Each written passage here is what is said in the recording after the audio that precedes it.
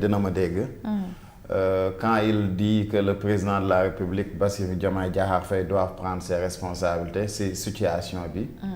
Je ne comprends pas ce qu'il veut dire là-bas parce que man ci li ma jàpp même FMI wax nañ ko. mooy alignement bi du côté premier ministre kese en tout cas li ñu mën a jàpp mooy li présidence nangu la.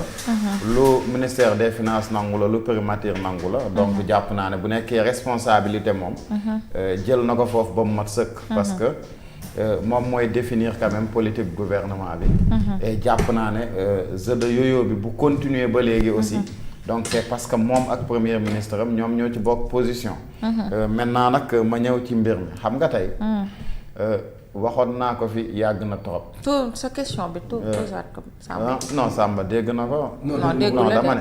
man je ne comprends pas quand tu demandes le président de la République de dire que dafa war a jël ses responsabilités ci situation bi nii parce que jàpp naa ne tey li mënti am même FMI wax na ko c'est entre la présidence ministère des finances ak primature ñoom ñëpp ci même alignement bi la ñu def. maanaam mooy restriction ñoom defuñu ko te loolu la président bëgg. loolu la premier ministre bëgg loolu la ministre des finances wax aussi. donc tey booy demander président mu jël ay responsabilités am situation boobu c'est par rapport à quoi. Bon, ça aussi on n'a pas compris. loolu il faut que ma leeral président moom la Sénégal ay fal. c'est la vitrine de l'État du Sénégal moom muy économie muy finance muy armée muy diplomatie lépp c'est le président qui définit la politique de la nation. tey morosité économique bu ñu nekk. ces difficultés que nous avons avec le FMI. la première responsabilité engage le président de la République. parce que Sénégal su demee boo nekk récession. boo dem banqueroute. c'est parce que ñoom ñoo maîtriser li nga xam ne moom lañ war a def. donc quoi faisant moom na identifier ci ni nga ko waxee primature finance ak présidence là où se trouve le problème mu jël ay responsabilités réglé ko. non mais le problème mooy il n'y a pas de problème.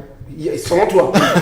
man jàpp naa ne y a un problème. am na ku important ku mu recevoir. ku bokk si mais le problème mooy ku bokkoon benn bokk yaa ku am solo. le problème mooy il n'y a pas de problème. ku jigéen pourquoi la il n'y a pas de problème. Bassirou non parce que li may wax.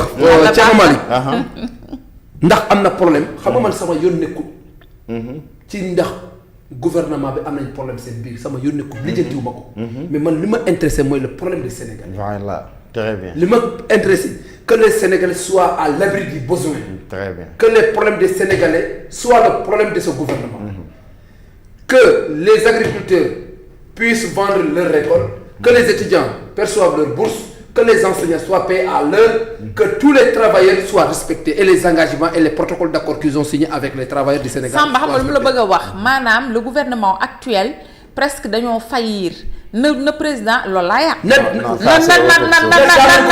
na dàq gouvernement bi le premier ministre na ko diri loolu la bëgg a wax du yegg nag yow da ngaa bëgg mu yegg Thierno da nga doy waar mais xam nga lim la bëgg a wax. non mais non xam nga wax. non fekkee ne il y a un problème. loolu la bëgg a wax. waaw moom la mu def ay aménagement. waaw moom la xam nga su ko defoon aussi garawul. waaw mais moom la xam nga tey ce que vous considérez comme problème malheureusement ce n'est pas un problème. xam nga lan moo tax non bàyyi ma wax la. xam nga lan moo tax. xam nga waaw moom la xam nga non gisé wu ma la dam ne yow li nga considéré problème selon ñoom ñu ko seek. peut-être du problème ñoom du problème. peut-être parce que ñoom politique bu ñu choisir xam nga tey. Samba politique c'est un choix c'est-à-dire tey. c'est un choix mais le choix doit arranger le peuple. d'accord je suis parfaitement d'accord xam nga tey le choix ñoom bu ñu choisir tey. maanaam mooy ñoom seen gëm-gëm par rapport ak FMI. donte tey ci fee yi nuñ koy ay ñoom nuñ koy analyser tey ci fee yi mën na am différence par rapport ak seen gëm-gëm mais tey je te dis mooy tey ñoom li ñu gëm mooy du FMI tey moo mën a taxawu Sénégal ñoom lu ñu gëm mooy du FMI moo mën a jox Sénégal li koy développer du FMI moo mën a dicter Sénégal ay loi te xam nga tey noo xaaral chaque politique chaque nation moom moo am responsabilité boo xamante ni mooy choisir fan la bëgg a dem ak nan la mën a gérer son pays maintenant le Sénégal bu décider dem sans le FMI donte man gëm naa ne mënul nekk loolu ñoom seen choix politique la boo xamante ne cercle bi ngay wax c'est à eux d'assumer cela. Maintenant nag les conséquences ëllëg askan wi ñoom ñooy àtte mais ñoom jusqu'au bout ñoom dinañ assumer lu ñu choisir comme politique bu ñu choisir nag mooy maanaam situation réew mi dafa am fu mu toll économiquement man sama position ci wàllum dette kase ñëpp xam nañ ko mooy li ma mësul gëm la ba suba duma ko gëm loolu mooy man sama position ci wàllum dette kase parce que jàpp naa ne c'est un problème de communication mais ci situation bii ñu toll FMI dafa am li mu bëgg maam FMI li mu bëgg loolu gars yi yàgg nañ ko dund FMI du ñëw imposer la ne la yow kat lii nga war a def parce que sa réew fii la toll. Ça c'est évident. FMI du la wax loolu. déedéet mais par langage diplomatique yow tu sauras ce que le FMI veut dire. te ñoom xam nañ ko. xam nañ ko mais ñoom nag loolu FMI wax ne moom lañ bëgg FMI même bu ko waxul ñoom comprendre nañ mais ñoom nee nañ bëgguñu lool et duñ ko def parce que ñoom jàpp nañ ne la dette est toujours soutenable comme nag ñoom selon ñoom. waaw ma xaaral rek selon ñoom xam nga tey la dette est toujours soutenable. selon ñoom. selon ñoom. waaw donc ñu nit dañuy. il y a une contradiction. mais contradiction moo dépasser les normes. Ouais. de l'UEMOA et que la dette reste soutenable ça c'est des incongruités. ça je suis parfaitement c'est un problème de communication. ça je suis d'accord ñoom nag ñoom ñooy wax ñoom ñooy dédire seen bopp. waaw non ça je suis d'accord moom laa la xam nga souvent amalgame day am parce que wax naa la ko sànq selon ñoom par rapport ak li ñu gëm ak niñ koy waxee ak après action yi ni muy demee parce que tey man dama jàpp une chose mooy tey quand il s'agit de l'État du Sénégal surtout le PASTEF c'est-à-dire ñoom warutuñu woon retardé wu à chaque fois sax muy am un jeu de yo-yo entre ñoom ak FMI parce que ñoom gëmuñu ko quoi en réalité gëmuñu FMI. waaw fu mu nekk nii foofu dama la bëgg a wax conclusion finale xam nga lan. non non bul conclure ba xam nga lan la lay ñaan. Thierno fekkee ne tey man sama kër. monsieur Touré doo fecc sa kanam gi nag tey moom nga fas ko nii. day déglu non sama kër. gars yi ma am problème. ñëw ci yow. yow. sama confiance. ne yow dama kii du ñu jàppale. mais pourquoi pas Pastef ak gouvernement duñ assumer seen responsable di wax FMI ne basta bàyyi leen ñu déloger lu leen banque mondiale bàyyi ñu ñun on va essayer de gérer à notre manière. très bien loolu il coupe les ponts. il déchire le cordon ombilical.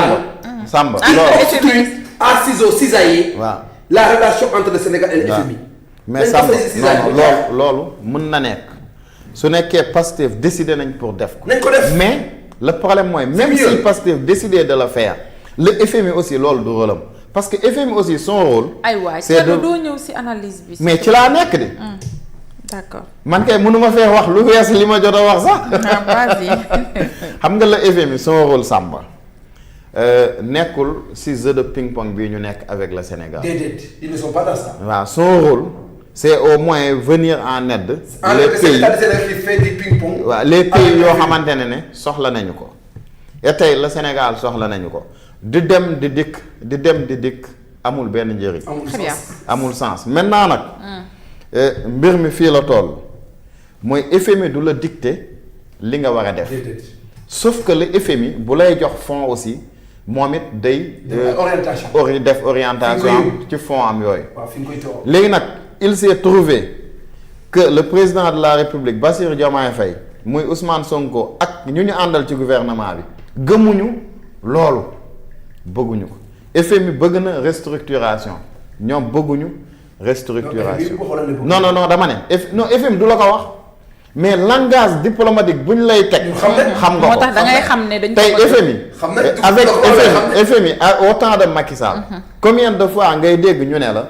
il faut ñu tegg subvention sàngam il faut ñu tegg subvention sàngam il faut ñu tegg subvention sàngam.